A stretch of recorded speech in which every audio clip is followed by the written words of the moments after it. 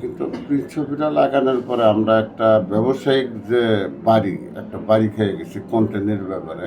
এর আর আগামীতে সিনেমার ব্যবসা করার মতন মন মানসিকতা নাই।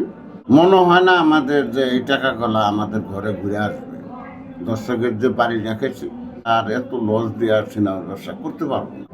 ঈদের 2 দিন পরে 3 দিনের দিন আস্তে আস্তে আস্তে আস্তে দর্শক শূন্য হওয়া শুরু করলো পাইরেসি।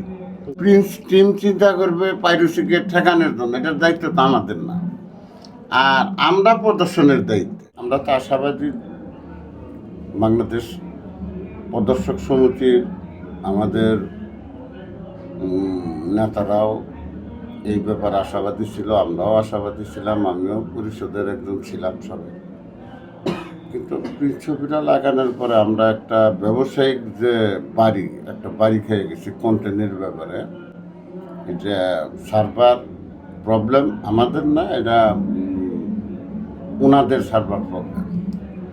দর্শকরা এসে হয়তো মনে করছে যে আমাদের সিনেমা হলের সার্ভারের প্রবলেম। আসলে আদৌ সিনেমা হলের সার্ভারের কোনো প্রবলেম ছিল না। প্রবলেমটা ছিল হইলো ওনাদের সার্ভারে আমাদের সময় মাফিক ছবিটা দিতে পারে না। আমাদের কন্টেন্ট দিতে হয় আগের রাত্রে, কেডিএম ছবি দিয়ে অল কমপ্লিট রাখবে, কিন্তু ছবিটা আমাদেরকে সকালেও দিতে পারে নাই, 3টায়ও দিতে পারে না, 4টায় পাওয়াতে ঈদের দিন আমরা ব্যাপকভাবে দর্শকদের কাছ থেকে মানে সিনেমা হলটা একদম পার হয়ে যায়। দর্শকরা ভাঙচুর করতে চায়, গেট লাগাই দেয় এবং মর্নিং শোয়ের টিকিট বিক্রি করছিলাম থেকে এদের ফেরত দেয় টাকা।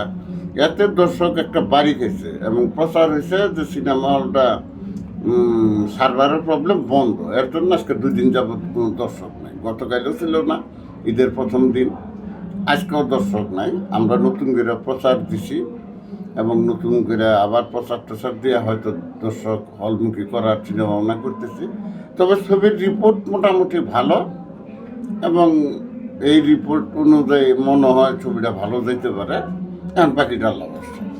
তবে এখন দর্শকের উৎসাহটা কেমন দেখতে পাচ্ছেন আপনারা? আসলে তো ঈদে শাকিব খানের ছবির প্রতি আমাদের গ্রামীণ সিনেমা হলগুলোর দর্শকদের একটা চাপ থাকে শাকিবের ছবি দেখার জন্য। পাশাপাশি শাকিবের ছবি ভালো যাবে, ভালো দেখবে, এটা আমরা আশা করি। গতবার যেহেতু আপনি একটা ভালো প্রশ্ন করছেন বরবাদ ছবি নিয়ে, বরবাদের যে হাইপ ছিল মানে দর্শকের যে চাপ ছিল, আমরা ঈদের 2 দিন পরে 3 দিনের দিন আস্তে আস্তে আস্তে আস্তে দর্শক শূন্য হওয়া শুরু করলো পাইরেসি। ছবিটা পাইরেসি হয়ে একদম ফেসবুক, ইউটিউব, টেলিভিশন দিয়ে শেষ। ঠিক তদ্রুপ এখনও প্রিন্সের মোটামুটি যে প্রচার এবং হাইপ আছে, দর্শক যেভাবে যাই করুক, সাকিব ছাড়া বিকল্প চিন্তা ভাবনা আমাদের গ্রামীণ সিনেমা হলগুলোর মধ্যে করে না, বিশেষ করে আমার মধুপুর।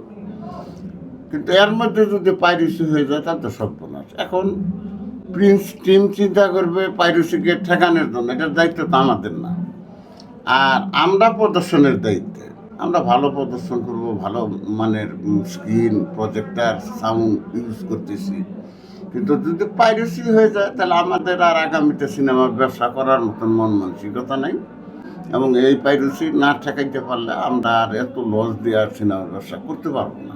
টিন সিনেমা নিয়ে কেমন আশাবাদী করছে যে মালিকগণ কেমন আয় করতে পারে এই বছর শুধুমাত্র প্রিন্স দিয়ে? এটা বলা যাবে না, কারণ প্রিন্স ছবির আয়ের যে ব্যাপারটা, এটা প্রিন্স ছবির লাভের যে ব্যাপারটা, প্রিন্স ছবি ভালো টাকা রেন্টাল হয়েছে এবং ভালো টাকা তারা ক্যাশ মানি নিচ্ছে, মানে রেন্টাল, ফিক্সড রেন্টাল নিচ্ছে অনেক টাকা।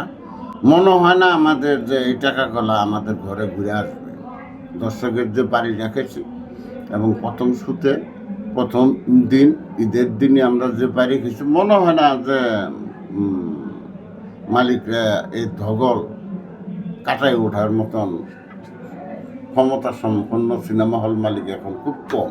তারপরে আছে মধুমিতা হলের কথা চিন্তা করলে চলবে না, রাজমণি আর কি মণিহার হলের কথা চিন্তা, কিন্তু আমাদের মতন সিনেমা হল মালিকদের এরকম একটা বাড়ি হয়ে গেলে আমরা উঠে দাঁড়ানোর মতন ক্ষমতা আমাদের খুব কম, কারণ আমরা অর্থনৈতিকভাবে অত আগে নেয় না।